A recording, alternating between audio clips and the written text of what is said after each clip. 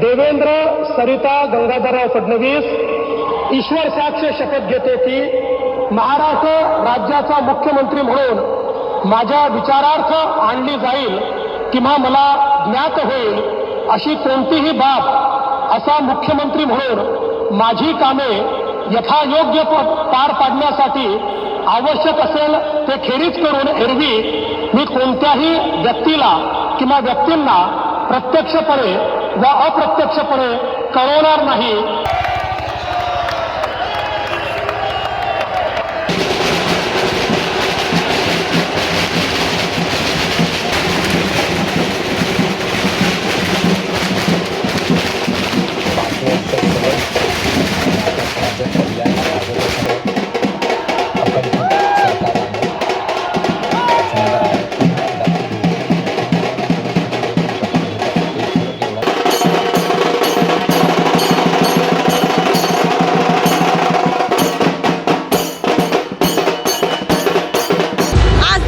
फडणवीसजी यांनी मुख्यमंत्रीपदाची शपथविधी घेतलेली आहे।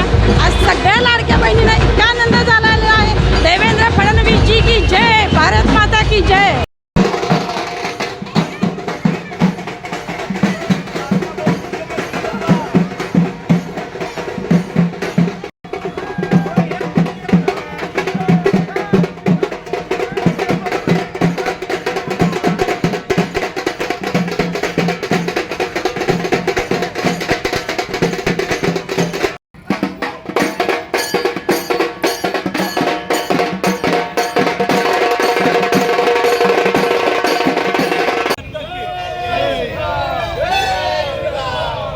माननीय देवेंद्रजींनी आज तिसऱ्यांदा मुख्यमंत्री पदाची शपथ घेतलेली आहे।